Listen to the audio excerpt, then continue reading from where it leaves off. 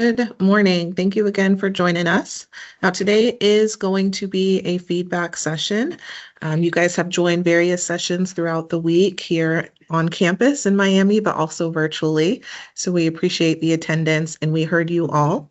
So we put together this presentation of the top questions and topics that came up during the sessions, but we also encourage you all to please drop any questions, concerns, comments, topics that you'd like us to cover in the chat as well. And once we get through the top questions and topics that we've had, then we will, of course, open up the floor for any other questions. Now, just to introduce myself, my name is Celeste Roan. I am the Adoption and Change Management Consultant, working with Dr. Wayne and the team at University of Miami to bring you guys these events throughout the week. I'm also going to be joined by my co-presenter, Mario Bravo, and then Marcella as well. And we're going to be able to address the questions, and we will also grab and do a screen share as well so that we can also show you guys the response to your questions as well. Thanks for joining us today. All right, so let's go ahead and get started with the presentation. If we can proceed to the next slide.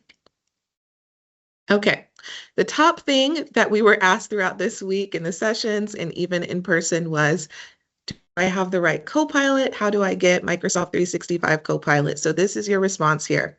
So I've included the QR code that you can scan from your device. And that will bring you to the University of Miami's Copilot website.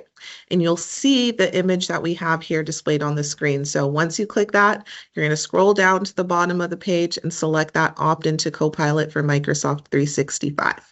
Once you select that, it's going to give you a couple options. If you're on your device, you might have to go through multi-factor authentication just to log in, and then you'll have to select that toggle to opt in. So if it's red, you're opted out, and then you can just move that over to make it green so that you can opt into Microsoft 365. Now, another thing that we wanted to reinforce here is that you guys have the choice to join us or join the university in your journey to AI. So this is not something that is just automatically pushed to your devices. This is something that you have to make the choice to participate in. And we encourage and welcome everybody to participate in this Copilot journey with us. But just to make sure that you have the maximized experience, we do want to make sure that you do opt in here for Copilot with Microsoft 365. All right. Now, I'm going to continue and just give you guys a couple more reasons as to why you might want to opt into Microsoft 365 and show you guys what it looks like. But I'll pause here because we've heard a lot from you guys this week. And I just wanted to cover what those topics were before we get into what that actually looks like and answering some of those questions. So, file access. How does Microsoft 365 get access to my documents? Now, I'll give you guys just a little teaser here. It only has access to your documents in Microsoft 365 or anything that you've given access to. We just covered a little bit of the licensing, but how do I get Microsoft 365 Copilot? The university has made the investment in you all to have access to Microsoft 365, so it truly is just that opt-in. We'll go over some other things like email integration, Outlook, usage limits, cloud storage. If you're storing documents in other places like Box or Gmail, how that works, how this truly integrates with the rest of your tools that you're used to using. And then we heard a lot about agents as well. So we'll be able to cover some of those topics and kind of describe what an agent is in the Microsoft 365 context, and then how you can create and share those agents as well. We'll cover what this work and web toggle means and how you know when to use what. And then we will also encourage you all to give GPT-5 a try in Copilot. It is available now in Microsoft 365 Copilot, meaning you guys have access to the latest language model that powers your AI here at University of Miami. So that's what we heard. So that's a teaser of what we will be covering in today's session. But again, if you don't see a topic that you are interested in or curious about, please go ahead and add it to the chat and we'll cover it as well. All right, so this is the Microsoft 365 graph. We've showed this in a couple of our presentations this week, but really this addresses a lot of the questions that you might have had. what is Microsoft 365 Copilot and how does it have access to my documents, what documents, and how does it integrate across all of my tools? Now, again, I just want to reinforce it's Microsoft 365. So all of the applications that you see here that you're used to using, your Outlook, your PowerPoint, your Word, your Excel, your OneNote, Copilot pretty much follows you where you are in the Microsoft 365 ecosystem. So you will see the Copilot icon once you have the license and you're opted into Copilot across all of these applications. So that's a good sign that you do have the right license and that you're in the right place. But then also it's a sign that it does have access to your documents. Now, if these documents are shared in OneDrive or Teams or SharePoint, all of that is part of this Microsoft ecosystem or this Microsoft graph. And so if you have access to it, then Copilot has access to it. Now, if you are working on a shared document with a colleague that you have access to and they have access to, both your Copilot and their Copilot will also have access to it as well. So that means that if you are working on a project and you're like, hey, I've been out for a couple of days, catch me up on what I've missed, Copilot can go and retrieve the information that's in your email or in your documents or even in your conversation with that colleague and give you a response on what you might have missed. Now, that does raise a couple questions and a couple concerns around security. Is Copilot learning from me? Copilot will never learn or train from your data. So we do not train our language model off of your documents or your information, or really any information that you guys have at the University of Miami in your tenant. So you do not have to worry. The same protections that you get in Outlook or in your PowerPoints or your presentations, your OneDrive, SharePoint, all of that is the same protection here. So with that said, that covers your access, your security, and any other features about the Microsoft Graph or the Microsoft ecosystem. So I'm going to hand it over to Mario, and he's going to cover how do I know if I have the right Copilot or not. Let's make sure that everything is set up correctly and you can actually see me. So let's start here, right? We saw in the map of words there that there were a lot of questions. I think that I have Copilot. So we wanted to touch base in that. And you can see that I have here a slide that has different parts. So what is Copilot M365 is the chat that you all know that everyone has, plus these other elements that I have in the blue box. But how does this look in the reality? And if you click one more time in the slides, we will see that we have this screen. So this is the Copilot that you will see online that everyone has, whether you have the license or you don't have the license. And I'm actually showing you that on the top right, you will see that it says sign in. So it's not even logged into anything. So this is the most unsecure way of using anything that you could do. First step is for you to sign in, and then you will see some changes, right? If you have the license, you will see this screen. And the first thing that you will see, if we click one more time, we'll see some arrows coming onto the screen that are showing two little things in here. The first one is exactly on top in the center. You will see that you will have the work and web. If you don't see that, that means that you don't have the license. And yes, you are logged in. Because you have your University of Miami credentials, you will still be secure and will see the green shield that you see on the right. But you still don't have the license because it's connected only to the internet, right? So that's one clue that you have here. And I have one more thing to show you that is actually on the left, that is showing you that you will also be able to see the agents that are available. If you don't have the license, you won't be able to see these two little products. So to answer the question, do I have the right Copilot? Check on those things in the chat and you will be able to understand where you are. I'm seeing a lot of questions in the chat too about the recording, so I'm going to address that right now. The team is working on downloading and preparing the recordings. Probably around next week, the program is going to share information about how and where are they going to be placing all the recordings and all the information that we have been seeing throughout the week, right? So going back into this section, the Copilot will give you access to all of these things. What is important about this, right? When you have the ability to work towards work and web, what it does is that takes advantage of the graph that Celeste was showing you before. So this is the place where you don't have to upload files into the chat. You don't have to bring it in. All you have to do is use the slash, and it will show different categories of things that you can bring forward, right? Some of you might have been in some of the sessions that you have seen that you use the slash, and it will give you a menu of things, files, people, chats, conversations, everything can bring into the chat. Limits, that's another point that we saw in the words. How many files can we put in one of these conversations, for example, and ask Copilot to work through? We have people in the room. I'm going to just ask here. Does anyone remember how many files you can put in the chat?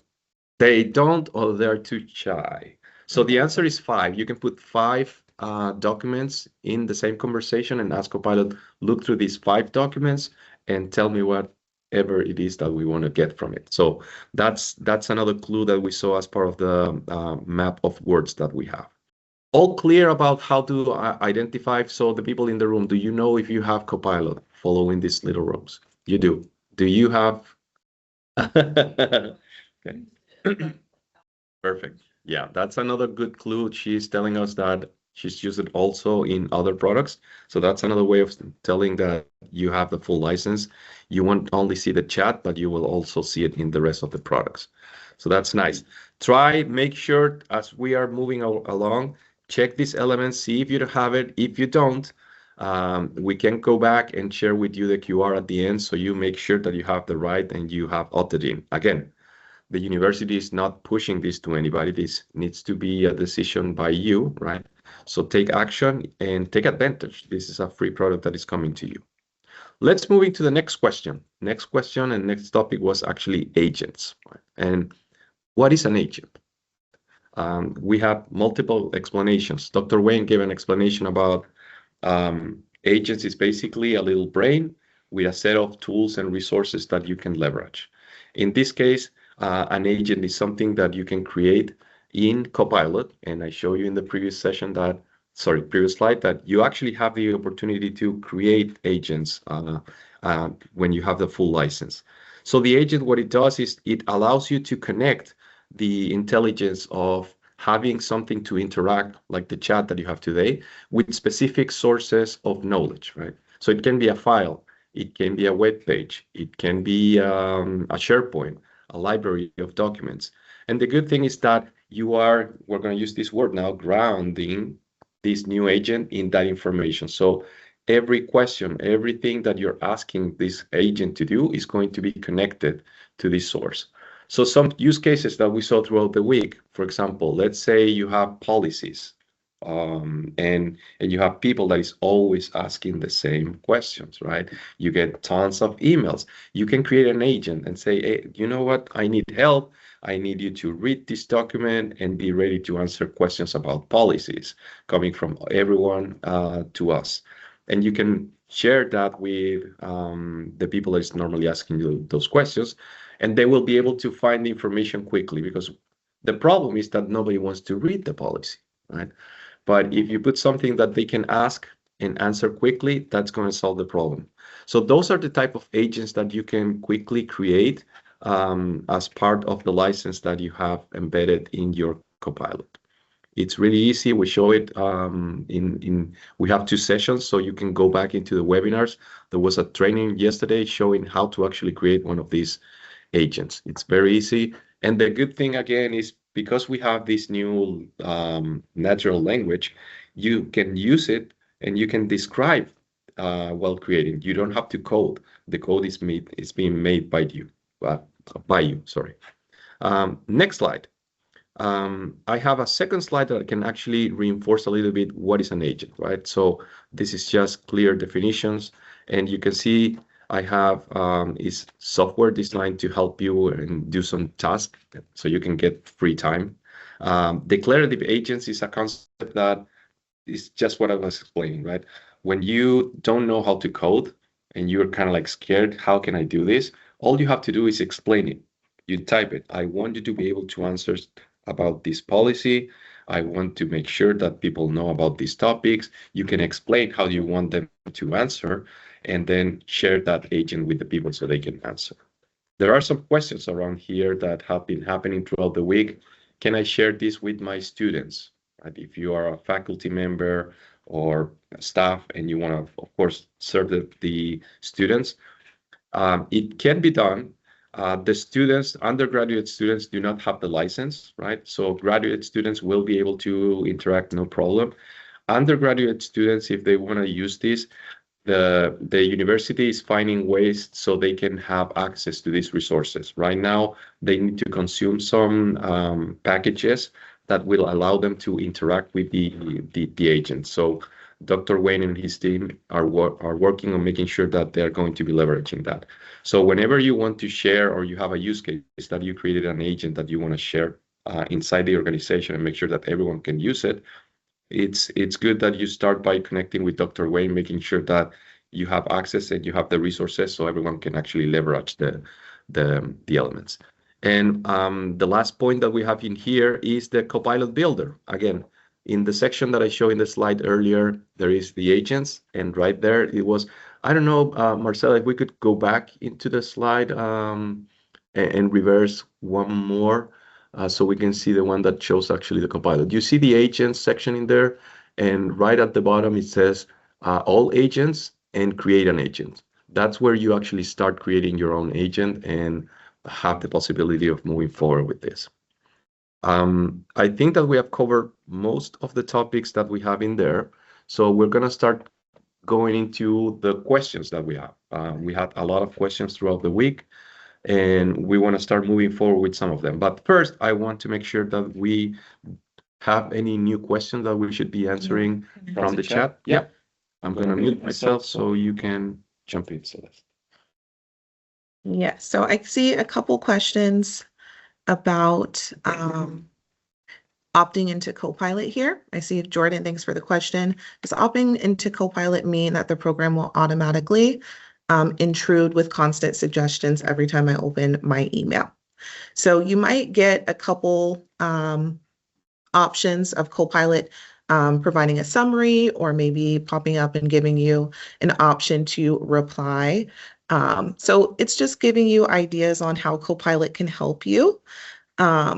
So it may give you, you might see the Copilot icon, automatically summarize an email at the top of your Outlook mailbox. You may also see it at the top of a Word document. If you open a Word document that's saved in your OneDrive or SharePoint, and you have the Copilot license, then you might see a quick summary at the top that Copilot has provided you as well. So I would not say it's intrusive, but the Copilot presence is there as well and will follow you around where you work in Microsoft 365.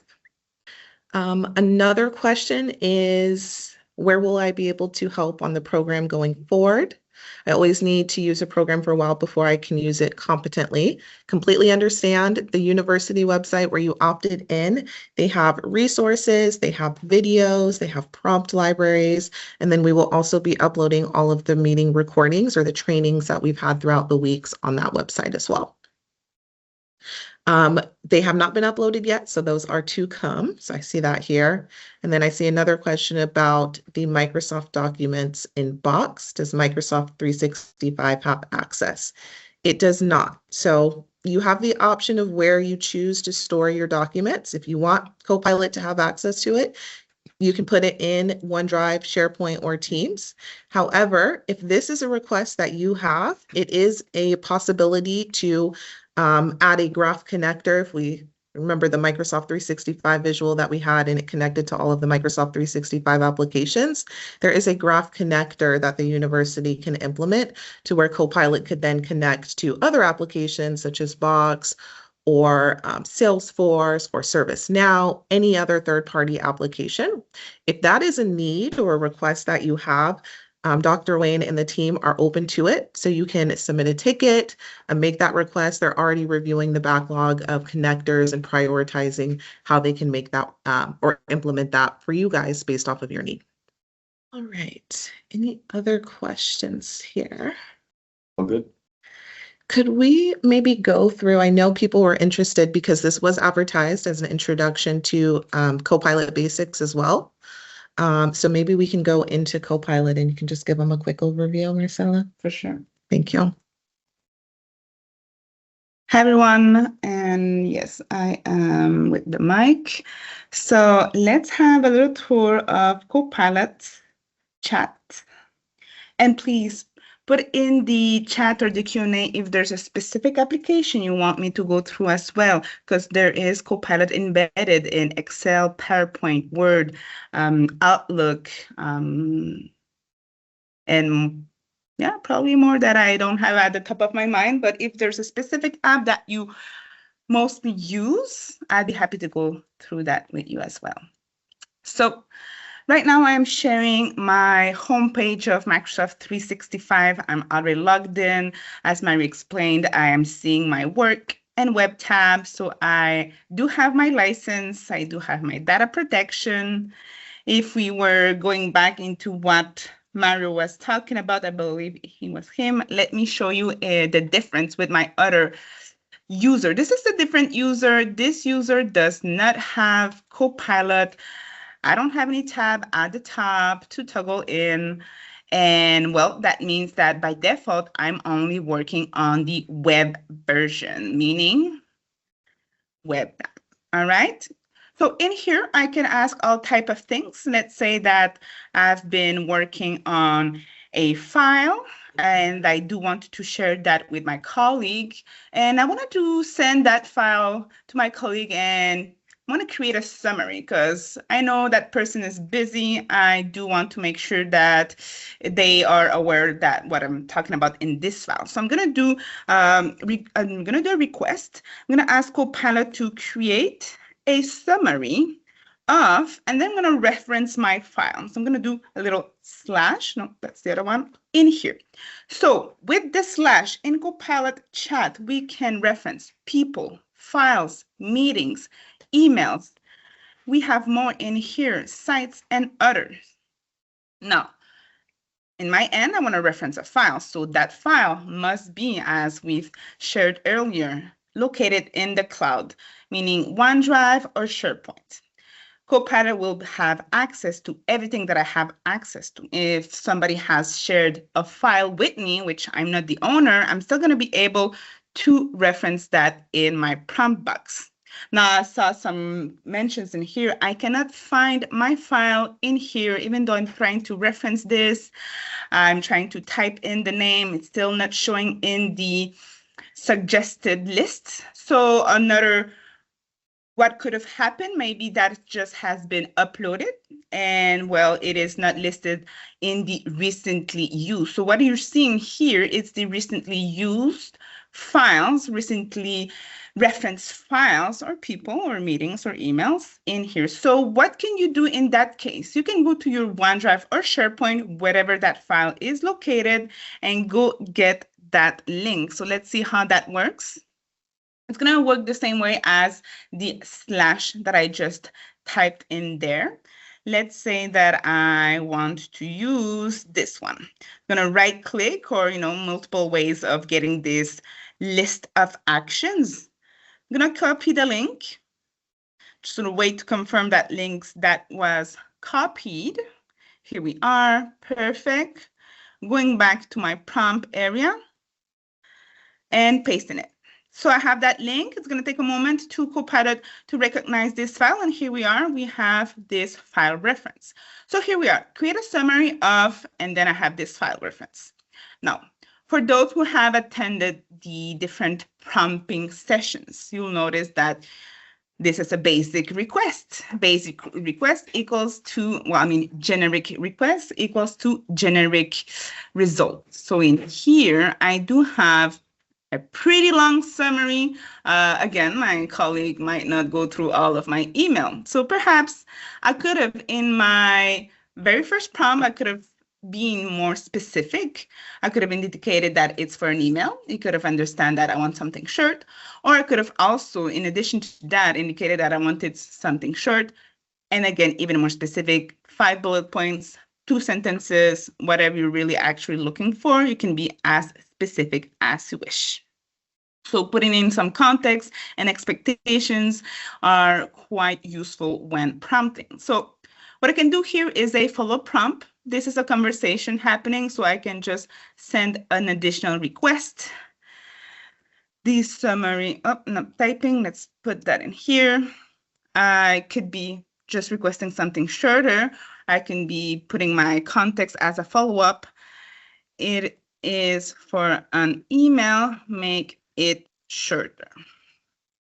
So just a bit more details in here. So here we are. I even have my email drafted from here. I have my subject, my email, perfect. What I can do now, copy this, create my email, insert that link, send that to my colleague.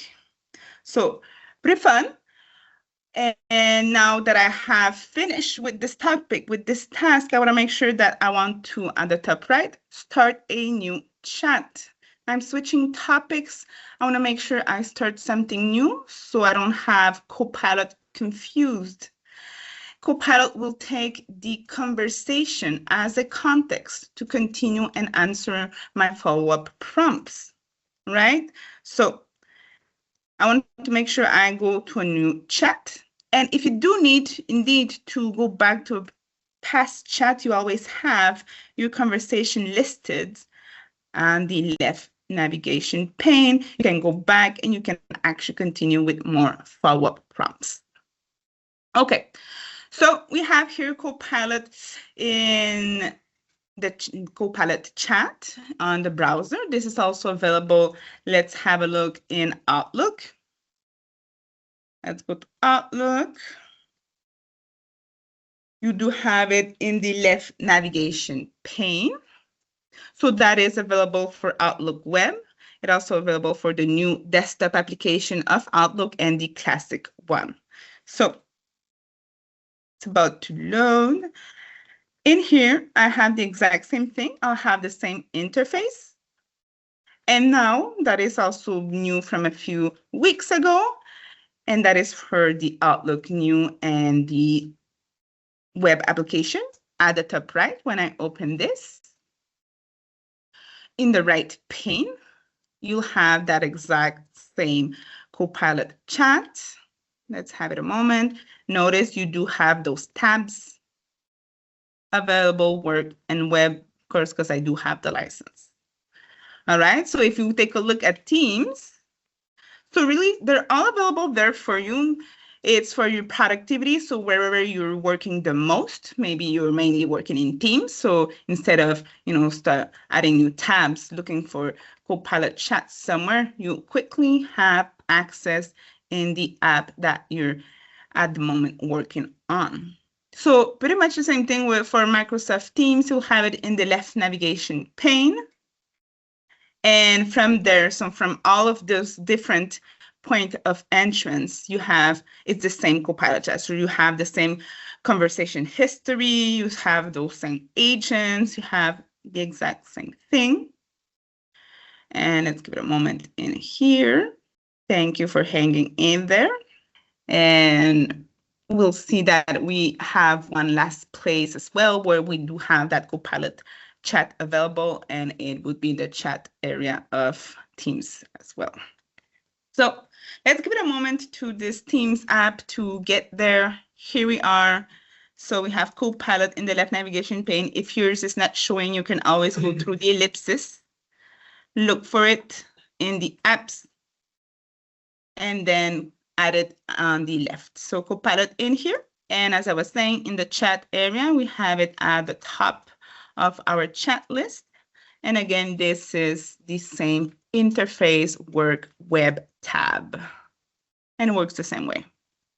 So it's about to be showing, still loading in there. Let me check if we have any specific questions, any specific demonstrations that you'd like to have. I'd be happy to go through that as well.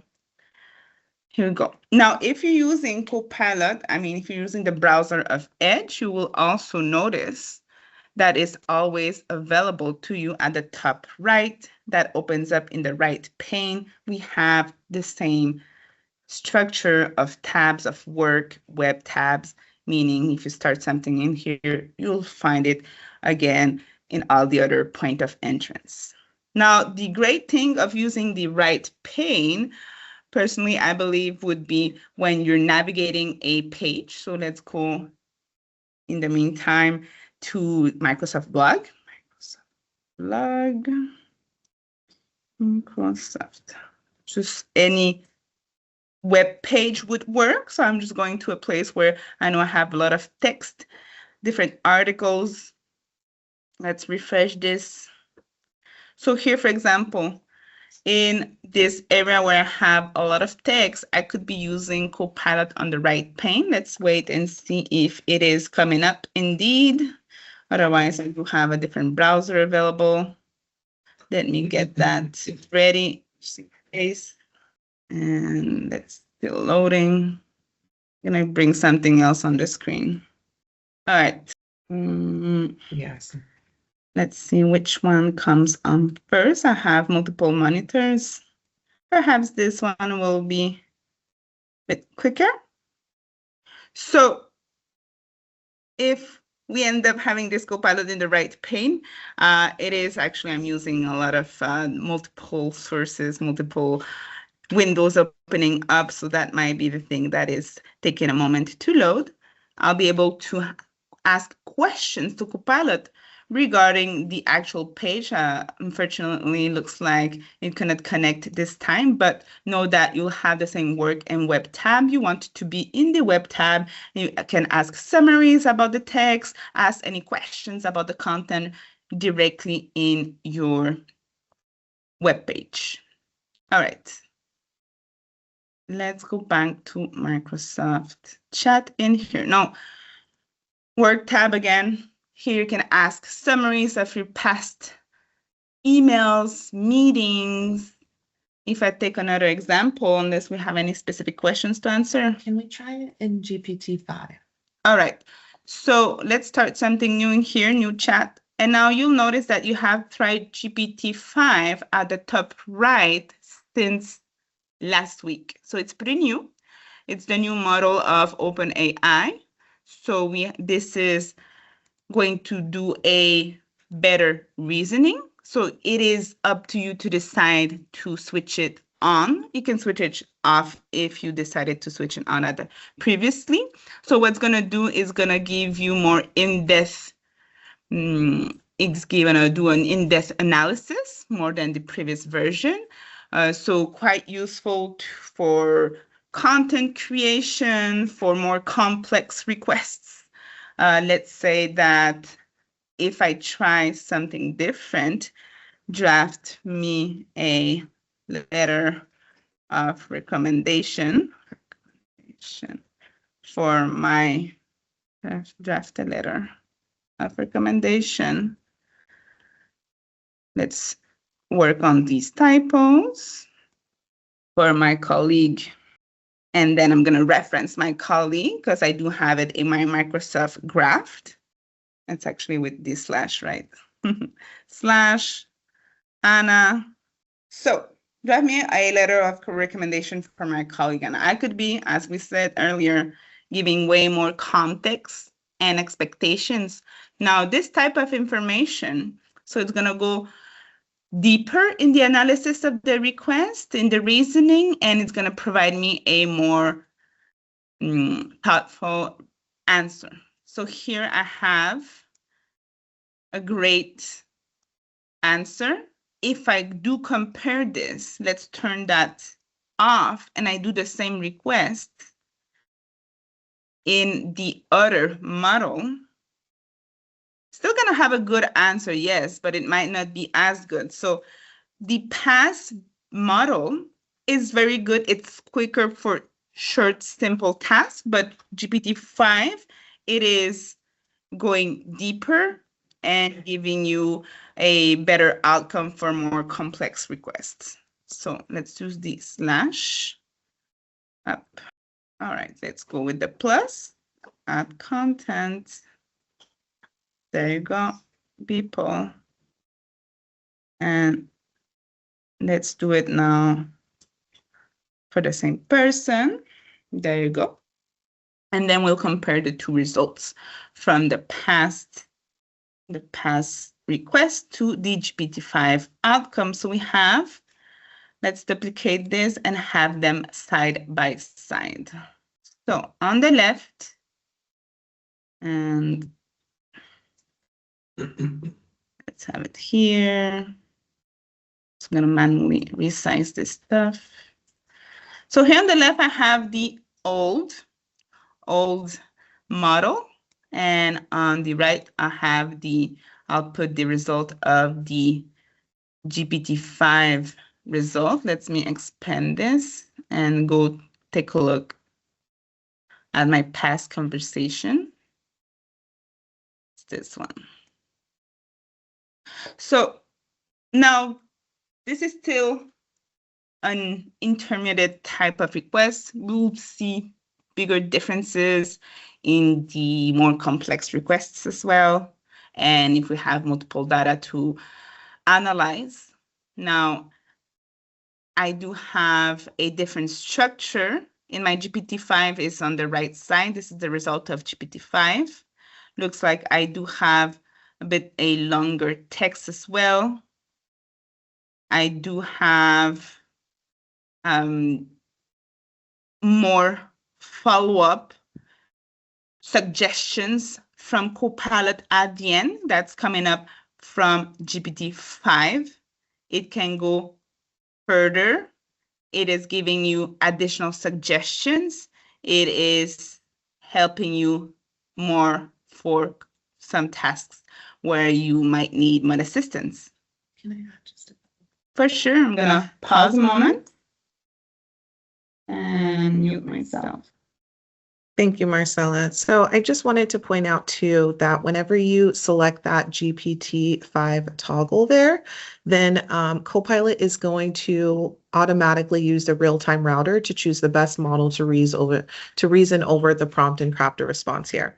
Now, the example that Marcella used was a recommendation letter, so it didn't necessarily need to do the deep reasoning. But if you've used the analyst agent before, then you might see that it will tell you like the plan with the checklist. It will say analyzing the information, correcting errors, finalizing the results, developing the report. You'll start to see what that looks like when you use GPT-5.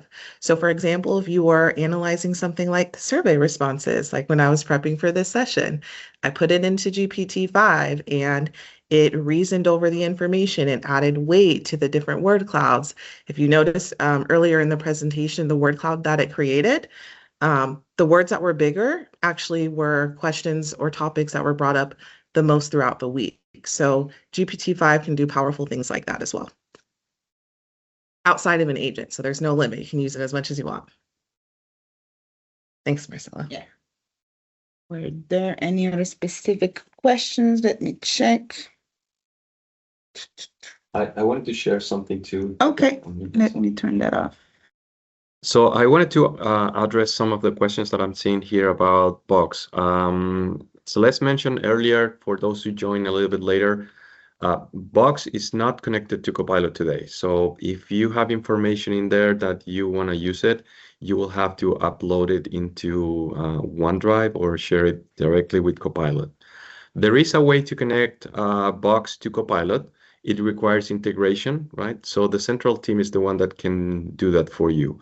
Right now, they are defining the way forward. So it's not something that they can do for one individual and not the other. It's an enterprise-wide type of integration. So if you have a use case that is urgent to do so, please, you can reach out to Dr. Wayne, explain the need, and they are going to add that to the definition metrics that they're building. So that's one thing that you cannot call the help desk and ask for that. They're not going to be able to help you. It's a Dr. Wayne type of question. You can submit the You can submit the ticket, it will escalate, and eventually it will go back to Dr. Wayne. They will escalate it to him. and there's an email there too. Yeah. So I wanted to refresh that. It's not working today. It can be done, but it needs to be done by the central team. More questions coming up? So I have a great question here. In Excel, do I need to upload a file into the web page to get specific access to get help for that file? So let me make sure that I understand that. So you want to maybe use Copilot in Excel. So multiple ways of doing it. You already have, if you do have the license, of course, otherwise do opt in. You do have Copilot embedded in your different apps, and that includes also the Excel files. Let's see what I have here as an example of Excel. Employee to have a better one. Okay, I'm going to just use this one. So when you open your app, so that goes with Word, Excel, PowerPoint, OneNote. Yeah. You do have Copilot embedded, and those have additional capabilities of what Copilot Chat does. Now, Copilot Chat does a lot of great things. Yet, the Copilot embedded in your app will actually use features available in your app, meaning wherever you're using your app, mobile, desktop, web application, when you go to your home page, your home tab, at the end, you have your Copilot in the ribbon. That's opening up your right pane. Now, if you're unsure what Copilot can actually do, first of all, wherever you use Copilot, you have suggested prompts. So let's give it a moment to load. Here we are. We have suggested prompts for Copilot within Excel. Copilot within Excel can suggest me a formula column. It can suggest me that, yes, but I can actually request a specific formula column. Maybe I want to have an average. Maybe I want to calculate something that is available in a different sheet. So it's going to create for me my XLOOKUP formula. As we can see, we can request analysis of data, have charts, pivot tables created by Copilot, ask for some Python code. We can use it to add additional conditional formatting, meaning let's highlight, let's select this, highlight all cells, or highlight all cells for average male-female rate above, what are they here? Above 40 in red. All right. What am I doing then? Requesting a conditional formatting. We have here my column called average male-female rate. I want to add a conditional formatting. I want to quickly see visually everything that is above 40. Of course, I can do that manually, but I do have Copilot here. So I do request a prompt could be as a question, as a statement. Highlight all cells for average male, female. Let's make sure there's no typos in here because I do have to indicate which column I'm talking about because I have multiple columns. I want to make sure that I'm naming the header correctly. So male above 40 in red. So let's send this. And Copilot will analyze my data. So we'll have a little color going through my data. We'll see, it's going to take a moment. And then Copilot's going to suggest me something. So that's how Copilot, it could be, okay, looks like I have to get out and in. Sometimes it does do that. So let's going to explain why highlighting failed. Sometimes I have to just reword my prompt. Sometimes just a question of troubleshooting, close that and opening up back that different sheet. Looks like it.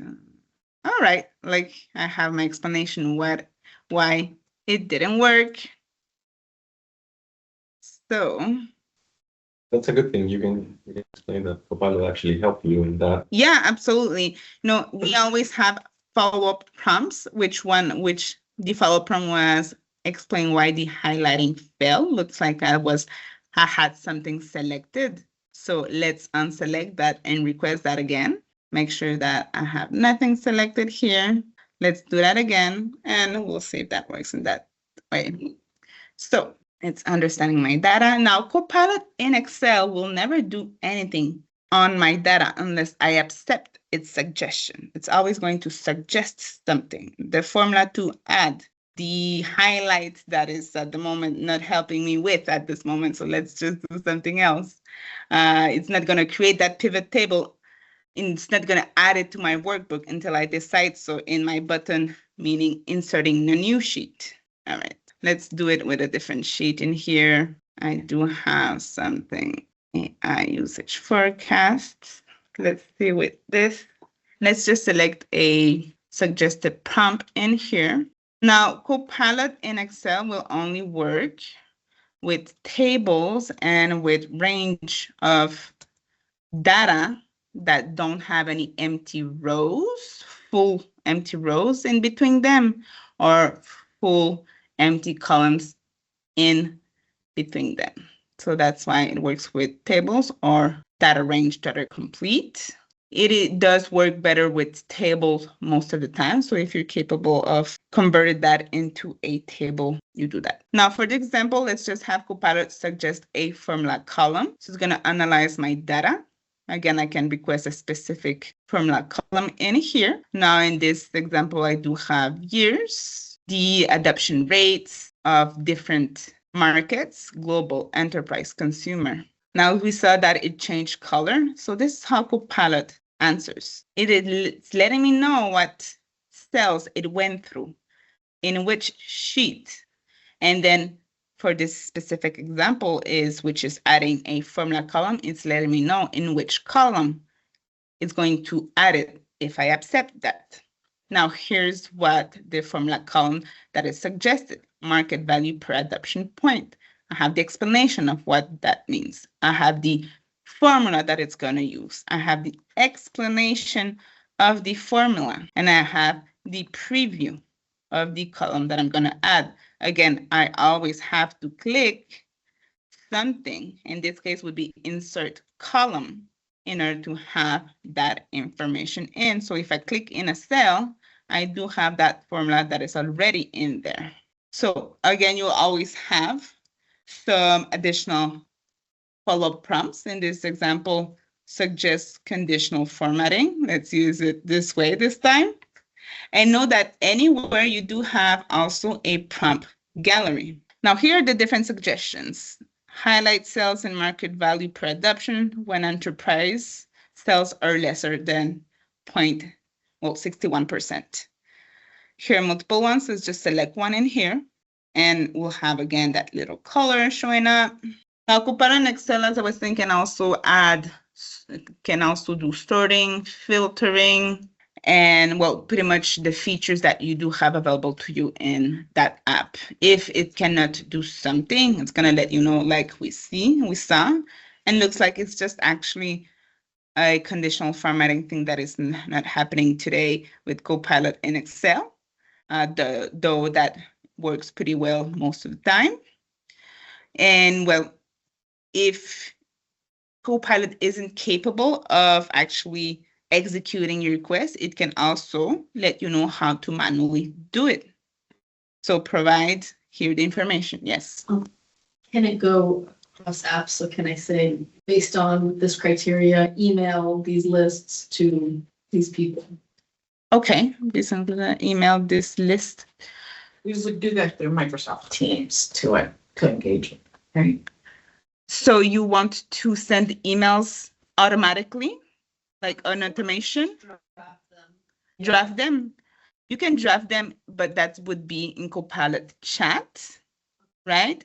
So you can, if you want to base that on something. So I have a great question, and I'm going to repeat it in case we didn't listen to it, we didn't hear it online. The question is, we want to draft an email to colleagues or clients or whomever based on files or information available in my Microsoft environment. It could be. So definitely you can do that. And that would be in Copilot chat. That's what I would be suggesting. You can do that, yes, in Copilot Word as well, because you can reference multiple things. But I would suggest to do that in Copilot chat. Can you do that in Copilot Outlook directly? Yes. Not the favorite interface because it's very small to do it on the right pane, and you're going to have suggested follow-up prompts. So basically you'll have the information, you'll see 3-4 lines and you'll have to scroll up and down. But this is the exact same thing, right? Than what we have in Copilot chat. So you can do wherever you prefer. it's the same tool. So here I am, draft, not type in here, yeah, draft an email based on, and then you do your slash. So based on what? Based on a file, based on a meeting, based on other emails as well. So here really you can base it on whatever you do have available to you. Now, how could I do that based on a meeting? So the meeting should have needed to be transcribed in order to have Copilot able to take a look of what that meeting was about. So here, you can also go with the plus, add content, navigate. Let's just refresh that because my pop-up list shows up at the top and it's hidden. Let's go back and draft an email based on, and then let's have the emails list. Now, these are my most recent emails that I've referenced. So I'm going to select this email. Now, of course, it's going to be generic because I'm not providing additional. What do I want to say in that draft, right? So I could have also referenced multiple emails. I could have referenced an email and a meeting and a file. So that's the great thing about Copilot Chat. Again, also available directly in Outlook. Here, let's have something here. I'm going to select one. And here I can ask it here, draft an email. Marcela, now that you're in the chat, could you show the users how to delete a conversation? Yes, yes. So I'm just finishing this. Here I'm actually doing a same type of request. Now this time I am basing it on a file, sending it here. You'll have the same type of answer. We're working with the same Copilot Chat. It's just a different space to see that. Now, you do have other tools with Copilot embedded in Outlook, meaning in Outlook itself, you have Copilot that can give you summaries of your email. It can also help you draft email within your message window. So reply to all. Let's pop this out. And you do have, let's wait for it, in my ribbon or directly within it, the draft. So what's the difference? Why should I use this one rather than the other one? Both work. The only thing is when you use it directly here, you cannot reference files, right?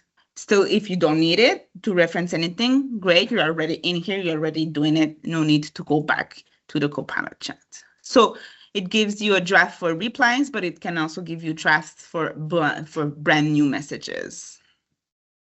Now, if you're wondering, well, you know what? I want to keep my things cleaned. In Copilot Business Chat, how do I delete a conversation? You just need to hover your conversation, look that you do have an ellipsis next to it. And here you have it to delete it, right? You know what? I have multiple ones. I just want to organize them. I'm just going to rename my chat. I'm going to delete this. Yes, let's delete that. It takes everything out. And here we go. Let's delete that other one as well. I don't have any draft letter conversations happening anymore. All right. Do we have any other questions in the chat or in person or in the Q&A? So one more, you mentioned that it doesn't learn based on files. So if I wanted to remember that this particular program coordinator is associated with this program to use as a future prompt, it's not going to. Okay, great question. So question was, it doesn't learn from our files, right? But if I want it to save something in the memory, can we do that?